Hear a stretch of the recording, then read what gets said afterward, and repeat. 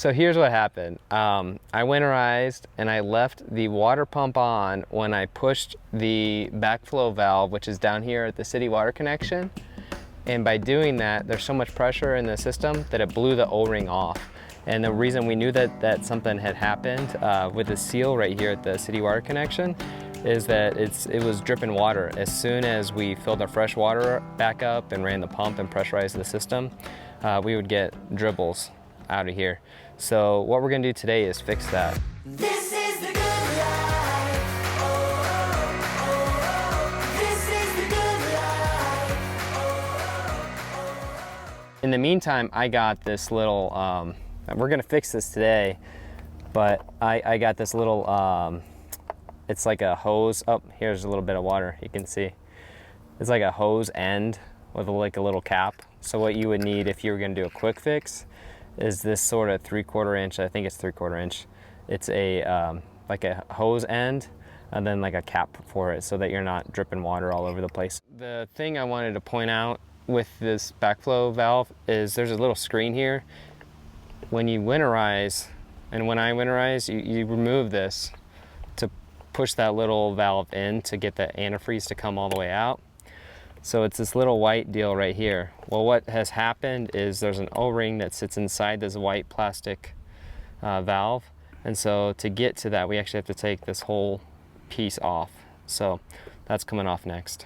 Now you could take it apart and reseat it, or you could replace this whole fitting. The whole fitting is about 20 to 30 bucks. You just want to make sure you get the correct male or female fitting for the inside of your camper. Okay, we're inside the 2100 BH right now from Winnebago. It has a flex tube pipe, whatever, which is nice on the inside, and we're gonna just unscrew. It looks like I can just do it by hand. The fitting that's right there. There's a couple towels in here we used in case those dribbles. It was just a little tiny bit of water. And then this just unscrewed by hand real easily. They have put caulk on this. The caulk is on the top only. So I just need to take a little knife, cut that so I can pull it loose. I think we are loose now. So came right out. It's kind of cool, you can see the insulation that's inside of there. It's just like styrofoam. So on mine, it's this is the Winnebago. It has a male pipe on the inside. So if you were to replace it, I actually did order one from Amazon. You want to get the one that's male on the inside, which this is the exact same one. But I'm gonna take this apart and see what it looks like on the inside. So we're gonna go in the garage and do that next. So this is that little rubber piece that connects to the inside. What we need to do is we need to take this white part out. There's a center post in here. That center post is separate from that circle thing with the little wings. So we're trying to separate those two to open it up. I think what I can do is if I just push straight down. Oh, something flew out. There we go, it popped out. So. Whee! There it is. So here's the little, it took a little force. That little plastic part came out. So now that this tip has come out, the plunger, this is still assembled, except for that part be taken out. There's a spring, and the small side of the spring is facing towards the outside of the rig.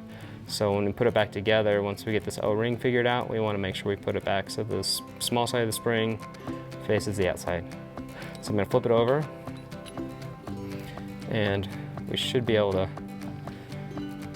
just get this sucker out now. Oh. So there's a spring, okay. And then we have, yeah, here's our backflow preventer with no O-ring. So where the heck did the O-ring go? See, there's the O-ring that had popped out of place. So I'm just pushing this through with a flathead screwdriver.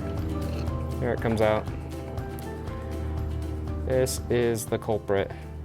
Okay, I just got the O-ring out. It doesn't appear to be damaged in any way. It was just, it had gotten all turned around inside there. So I'm gonna try putting it back together, and we'll see if we can save the other part that I bought for when it eventually wears out, because this is only a year old. So this is the O-ring. This is the little backflow preventer piece. There is not much to this unit at all. And so this is just gonna go on here and seat itself right on this. There's a little lip. It feels to me like it's fairly snug still, so I have pretty good confidence that this is going to be all we need to do to fix the problem. It won't cost us any money, so we don't need a new one. So we're going to put it back together. This goes in by itself on the back side here. Okay, I'll just push that up with my finger as far as I can to get it as flat as I can with that inside piece. Okay, and the next part is going to be to do the spring. We've got this with the skinny part pointing out. That goes in from the outside. And the hardest part's going to be, we got to snap this little plastic wing dealio back on. So that's going to go right back on the outside. And then I'm going to need a little force, so I'm going to use a flathead screwdriver to push on the side of it until it clicks like that. And we are in business. Now you can see, this is, if you're going to go winterize, you would just push this slightly like this when it's not fully under pressure. So don't have the water pump on, don't have your line, so you can just get a little bit of antifreeze dribbling out. But this should have sealed our leak, but we won't know until we fill her up. So it feels much better though, and it's in place. When it was broken, when it was like leaking out, this would wobble around left and right. So that was one of the reasons we knew there was something wrong, besides the fact that water was spilling out. And then the backside here is just this fitting. I don't know what you call these parts. I'm not a mechanical. It's a gasket. Okay. This rubber gasket's going to go in here. And again, if you were to buy a new one, make sure you save your original gasket because they don't appear to come with them. That's back in there. And now I'm just going to put it all back together in the camper and we'll test it out. We're just putting it back in the same way it came out. So ours has 3 holes for the outside connection of it. And it has this black goopy stuff. Okay, so we're on the inside and just hooking this fitting back up. And thankfully it's all just hand tightening. All right, that's pretty snug. Last but not least, at least before caulking, is you want to put this little wire screen in here so you don't get crap in your water. This is just gonna go in the front of it, and you want that nipple piece pointing outward. If you have it pointing in, it's gonna push on that valve, which is not what you want. So it should be like that. And we're gonna put some water in the fresh water tank and run the water pump and see if we fix it. Well, great news. We got the water pump on. We've run faucets, so we know that there's pressure in the entire system, and we're bone dry out here. So I think we fixed it. No money was spent, no animals were harmed in the making of this film. And the only thing we have left to do is we're gonna put some alcohol here to clean the outside and put a new layer of Lexol caulk. Ashley's gonna do that part for us next. Getting her all cleaned up. I'm getting a nice clean surface for my new caulk bead to adhere to. Just getting a nice little bead going just on the top half, right? Why do you not go all the way around?